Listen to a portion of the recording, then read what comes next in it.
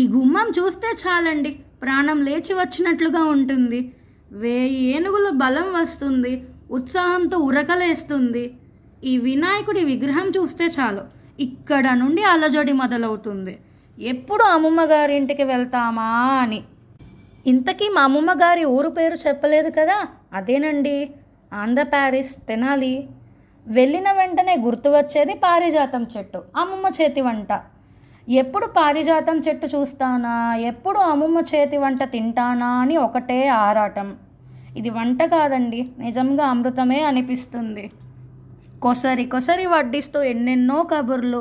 ఇకపోతే తాతయ్య వైష్ణవ అని పిలిచే పిలుపు, ఆహా నిజంగా ఎంత వినసొంపుగా ఉంటుందో. ఆ ఒక్క పిలుపులో ఎంతో ప్రేమ, ఎంతో ఇష్టం. ఒళ్ళో కూర్చొని ఎన్నో గారాబాలు పోవటం.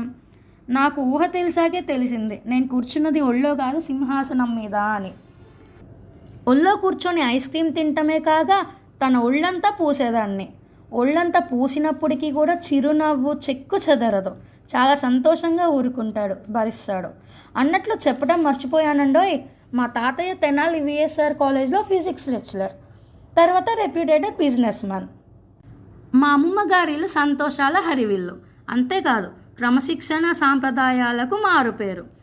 అమ్మమ్మ మనసు వెన్న, ఏం కావాలంటే అది చేసి పెడుతుంది. కానీ స్నానం ఆలస్యంగా చేస్తే మాత్రం చండశాసనురాలు.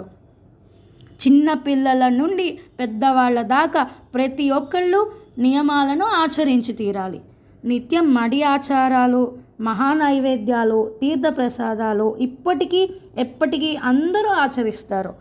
ఈ రోజుల్లో అలారంకి నిద్ర లేస్తామో లేదో కానీ అమ్మమ్మ పూజా మంత్రాలకు మాత్రం ఖచ్చితంగా నిద్ర లేచి తీరాల్సిందే. ఎందుకంటే అవి అంత పెద్దగా ఇల్లంతా వినిపిస్తాయి కాబట్టి. అన్నట్లు ఇంకో విషయం చెప్పడం మర్చిపోయాను, మా అమ్మమ్మ సంగీత విద్వాంసురాలు. ఇకపోతే మా అమ్మమ్మ పూజ అయ్యాక చక్కగా పూలు కట్టి పెడుతుంది. అసలు మా అమ్మమ్మ గారింట్లో పూలకి కరువే లేదు. ఎన్నో పూలు, ఎన్నో రకాల పూలు. కానీ ఎన్ని పువ్వులు ఉన్నప్పటికీ నన్ను ఎల్లవేళలా ఆకట్టుకునేది పారిజాత పూలు. అవి ఎప్పుడు చెట్టు నుండి రాలుతాయా, అవి ఎప్పుడు ఏరుదామా, అవి ఎప్పుడు దేవుడికి అలంకరిస్తామా అనిపిస్తుంది. ఇంకా మామయ్యలు అత్తయ్యలు అమ్మడు అని పిలిచే పిలుపు, గారాబాలు, అలకలు, ప్రేమలు. అత్తయ్యలు పెద్దమ్మ చిన్నమ్మలు కలిసి పూల జడ వేయటాలు. నా చిన్నతనంలో పూల జడ వేసి, చీరగట్టి, నగలు వేసి, అందంగా తయారు చేసి కల్లారా చూసుకోవటానికి అత్తయ్యలు పెద్దమ్మ చిన్నమ్మలు చాలా కష్టపడేవాళ్ళు. మా అమ్మమ్మ తాతయ్యలకి మొత్తం 10 మంది సంతానం. అందరినీ బాగా చదివించారు.